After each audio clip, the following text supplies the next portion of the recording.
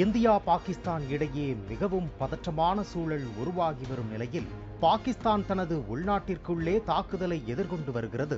அதற்கு காரணம் என்ன? பாகிஸ்தானிற்குள் என்ன நடக்கிறது? பார்க்கலாம். காஷ்மீரின் பகல்காமில் நடந்த தாக்குதலை தொடர்ந்து பாகிஸ்தான் மீது இந்தியா பல கடுமையான நடவடிக்கைகளை எடுத்து வருகின்றது.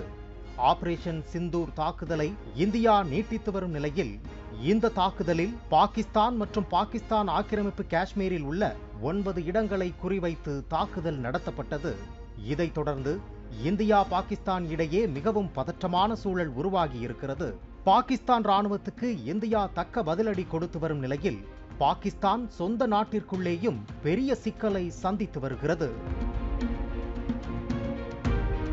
பாகிஸ்தானில் உள்ள மிகப்பெரிய மாகாணம் பலுச்சிஸ்தான். இது கனிம வளம் நிறைந்த பகுதியாகும். இந்த பகுதியில் பாகிஸ்தான் அரசு வளர்ச்சி திட்டங்களை சரிவர செயல்படுத்துவது இல்லை என கூறப்படுகிறது. அதே வேளையில் பலுச்சிஸ்தான் மாகாணத்தின் பல்வேறு பகுதிகளிலும் இருந்து கனிம வளங்களை வெட்டி எடுத்து சீனா போன்ற நாடுகளுக்கு பாகிஸ்தான் அனுப்பி வருவதை பலுச்சிஸ்தான் மக்கள் விரும்பவில்லை என சொல்லப்படுகிறது. இதைத் தொடர்ந்து இங்கே தனிநாடு குரல் பல ஆண்டுகளாக இருந்து வருகிறது. இதனால் பாகிஸ்தான் ராணுவத்துக்கு எதிராக பலுச்சிஸ்தானில் பலூச் விடுதலை படை என்ற போராளி குழுக்கள் இயங்கி வருகின்றன. இந்த போராளி குழுக்கள் பாகிஸ்தான் ராணுவத்தை குறிவைத்தே தாக்குதல் நடத்தி வருகின்றன. குறிப்பாக 2 தினங்களுக்கு முன் இந்த போராளி குழுக்கள் பாகிஸ்தான் ராணுவ வீரர்கள் சென்ற வாகனம் மீது தாக்குதல் நடத்தினர். இதில் 7 பாகிஸ்தானிய வீரர்கள் கொல்லப்பட்டதாக அந்நாட்டு ராணுவம் தெரிவித்துள்ளது.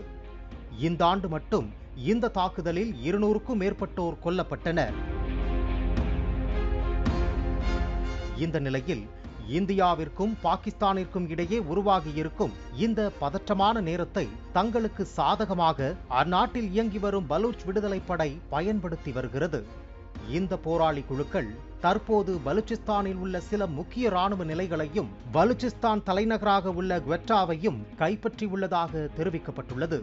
இருப்பினும் இவை இன்னும் பாகிஸ்தான் ராணுவத்தால் உறுதி செய்யப்படவில்லை. ஒரு பக்கம் கிழக்கு திசையில் இந்தியா தாக்குதலை தொடங்கியிருக்கும் நிலையில் மறுபக்கம் தென்மேற்கு திசையில் பலுச்சிஸ்தான் போராளி குழுக்கள் தொடர்ச்சியாக தாக்குதலை நடத்தி வருகின்றனர்.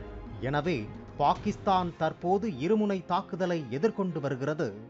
ஏற்கனவே மோசமான பொருளாதார நிலை, அரசியல் ஸ்திரமின்மையால் பாதிக்கப்பட்டு வரும் பாகிஸ்தானுக்கு இந்த இருமுனை தாக்குதல் மேலும் பெரும் சிக்கலை உருவாக்கியுள்ளது. பிளே ஸ்டோர் மற்றும் ஆப் ஸ்டோரில் இருந்து பாலிமர் செயலியை QR கோடு மூலம் பதிவிறக்கம் செய்யுங்கள். செய்திகளை உடனுக்குடன் பெறுங்கள்.